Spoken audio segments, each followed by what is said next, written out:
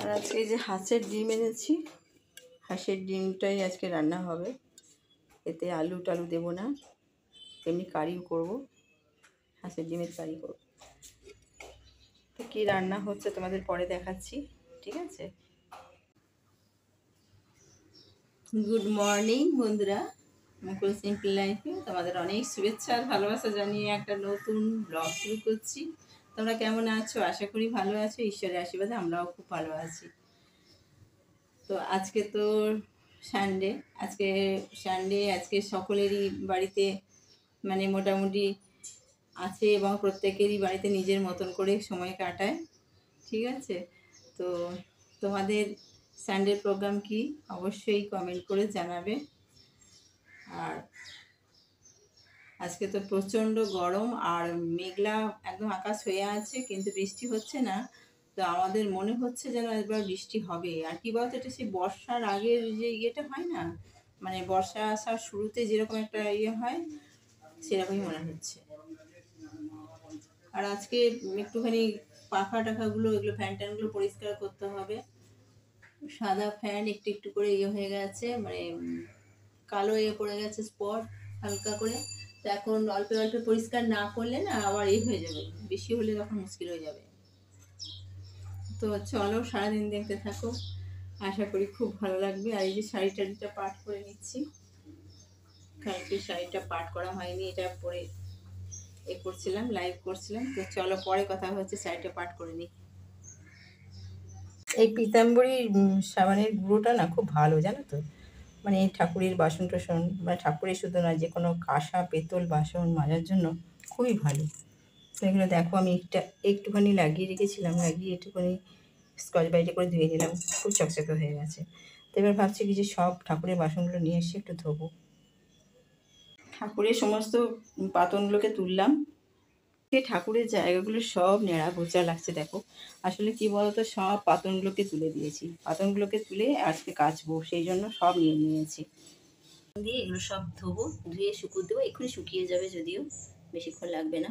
মুগের ডালটা ভাজা হয়ে গেছে, ওই মুগের ডালটা বসিয়ে দেবো। আর এদিকে তো ভাত বসিয়েই দিয়েছি।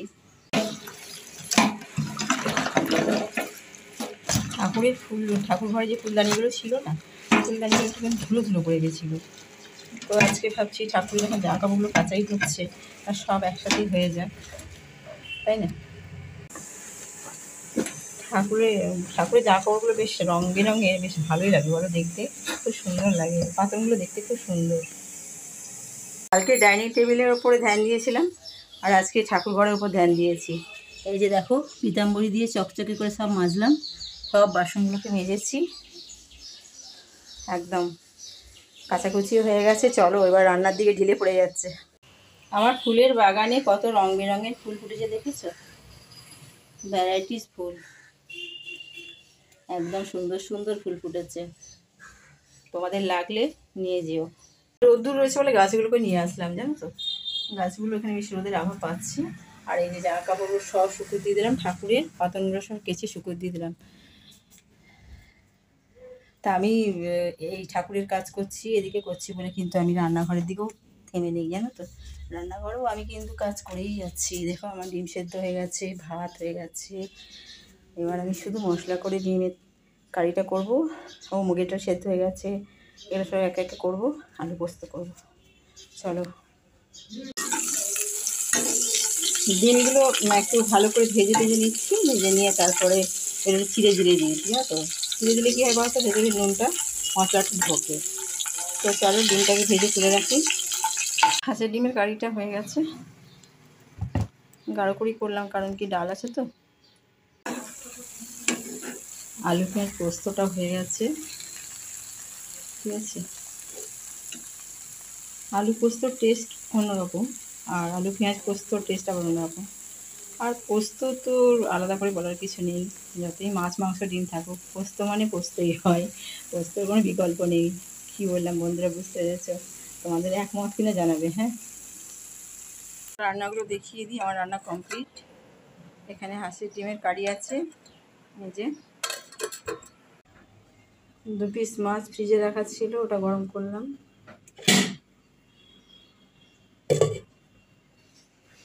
এখানে শাক করেছি,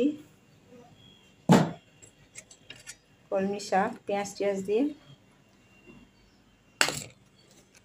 আর এখানে তো আলু পেঁয়াজ পোস্ত।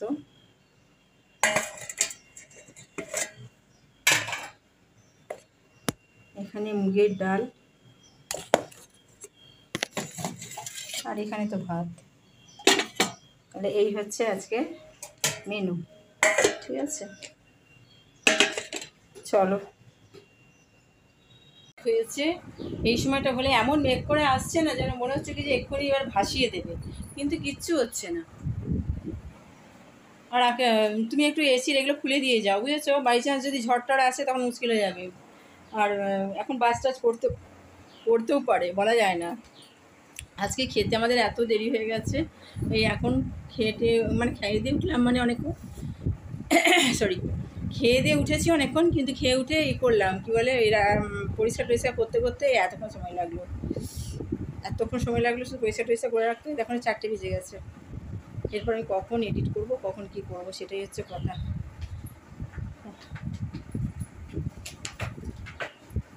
আস্তে দেখবি ফ্যানটা মাথায় লাগবে না। প্রতিদিনই দেখবে চেপে থাকবে বাঁ হাতটা। যাই হোক, প্রতিদিনই চেপে বলছি, প্রতিদিনই খোলা হচ্ছে, আর আবার রাত্রিবেলায় লাগানো হচ্ছে। কেন কি বলতো, করা হচ্ছে, যদি মেঘ এরকম বিদ্যুৎ টিদ্যুৎ চমকায় আর সেরকম বাজ পড়ে, তাহলে যদি নষ্ট হয়ে যায়, সেই জন্য সব খুলে রেখে দিয়েছি। আমার নাগালের মধ্যে যেগুলো দাঁড়িয়ে করতে পারি সেগুলো আমি সব খুলে রেখে দিয়েছি। ইন্ডাকশান টিন্ডাকশান সব, মাইক্রোওভেন, ইন্ডাকশান, ফ্রিজ, ওগুলো সব আমি বন্ধ করে দিয়ে আছি, ব্ল্যাকগুলো খুলে রেখে আছি। আর ইয়েটার উপর খাটের উপর উঠে করতে হয় বলে আমার না পারি না আমি একদম। তো সেই জন্য ওটা তোমাদের দাদাভাইকে বললাম যে তুমি এসির এটা খুলে দিয়ে যাও। টিভিগুলো খোলা আছে, টিভিগুলো আমি খুলে দেবো, সামনেই তো আছে, খুলে দেবো। কীরকম মেঘ করে এসেছে দেখো তুমি, এক্ষুনি যদি আবার আসে বলা যায় না। আরে এগুলো খুলবো নাকি সেই এতগুলো দরজা জানলা সব, সরি জানলাগুলো বন্ধ করতে হয়, এতগুলো জানলা টানলা বন্ধ করতে করতেই তো সব তো হাওয়া ঢুকে যাবে। যাকে যা হয় হবে, ছাড়ো, আগের থেকে এত ভেবে লাভ নেই, আগে আসুক তারপরে দেখা যাবে। জল আছে দেখো। তো চলো এখন একটু রেস্ট নিই। কখন ফ্রিজ থেকে তুমি বোতল বের করে রেখেছো, এখনো ঠান্ডা থাকবে সেটা? হ্যাঁ আছে, যাও না হয়ে যাও। চলো একটু রেস্ট নিই। আর কখন রেস্ট নেবো বলো, কটা বাজে দেখেছো? 4:15। আর কখন রেস্ট নেবো বলো? রেস্ট মানে কি, ওই এডিট করবো। চলো। গাছটা একদম নেতিয়ে গেছে একদম। এই গাছগুলো আজকে নিয়ে এসছে, জবা গাছ।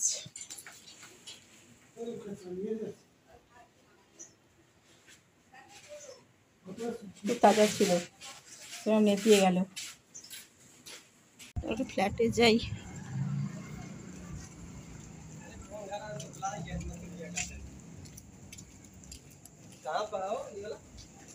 ফ্ল্যাটে একটুখানি ঘুরে আসি, মারা এসছেন, দাদা এসছেন, দেখা করে আসি।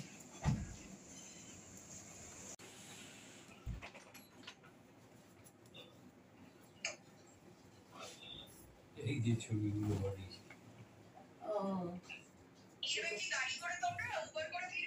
হ্যাঁ হ্যাঁ, লাল রঙের রেনকোট। হ্যালো বন্ধুরা, ফ্ল্যাট থেকে এক্ষুনি আসলাম। ফ্ল্যাট থেকে এসে ওখানেই খাওয়া দাওয়া করে নিয়েছি। আর ওখানে তিন্নি বলছিল খাওয়া দাওয়া করেই চলে যাও, নাহলে ভেবেছিলাম যে খাবারটা নিয়ে চলে আসবো। আমাদের ফ্ল্যাটটা একদমই বাড়ির কাছেই, সেই জন্য ভাবলাম নিয়ে চলে আসবো, কিন্তু নিয়ে আসলাম না। দাদাভাই আমি দুজনে খেয়ে একেবারে চলে এলাম। আর ঠাম্মু, তিন্নির ঠাম্মু মানে মার দাদা তিন্নির বাবা আর কি, দুজনে এসেছিল। ওরা তো চলেই গেছে 9টার সময়। আর আমরা এলাম মোটামুটি কটায়, ঘরে ঢুকলাম তখন 11:05। তো খাওয়া দাওয়া করে এসেছি, এখানে ব্রাশ করে নিলাম, ব্রাশ করে নিয়ে ব্যাস আর খাওয়ার ঝামেলা নেই কিছু। তো সেই জন্যে ভাবলাম যে আজকে ব্লগটা তো শেষ করা হয়নি, আর ফ্ল্যাটেও সেরকম কিছু দেখানো হয়নি, কারণ তিন্নিরাও গেছিলো ইয়ে ঠাকুরের মন্দিরে, ওখানে যে মন্দির আছে মন্দিরে নিয়ে গেছিলো ইয়েকে, ঠাম্মুকে। তো সেইখানে গিয়ে দেখলাম ওরা নেই। তারপরে আমি একটু বসলাম, তারপরে ওরা তক্ষুনি চলে এলো। তারপর গল্প গুজব করছিলাম, একটুখানি তোমাদের সামান্য একটুখানি দেখানোর চেষ্টা করলাম। তারপরে খাওয়া দাওয়া করে এখন বাড়িতে চলে এলাম। আর কী বলো তো, খাওয়া দাওয়া হয়ে গেলে না আর কোনো তো ঝামেলা নেই, এসে শুধু ব্রাশ করে নিলেই হয়ে গেল।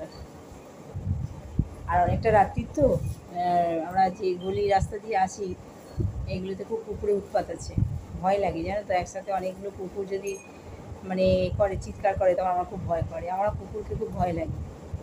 ভয় লাগে বলতে এমনি দৌড়াদৌড়ি ছোটাছুটি করি না, কিন্তু ভয়টা প্রকাশ করি না, কিন্তু ভয় লাগে আমার বরাবরই। এক ঝাঁক কুকুর দেখলেই আমার ভয় লাগে। তো যাই হোক, চলো আজকে ব্লগটা এখানে শেষ করছি। আর কালকে আবার তোমাদের সাথে নতুন ব্লগে দেখা হবে। আর তোমরা অবশ্যই পাশে থেকো বন্ধুরা, পাশে থেকে আমাদের সাপোর্ট করো। এখন আমার ভিউজ খুব কম আসছে, ওই জন্যে তোমরা একটুখানি ভিডিওটা দেখো।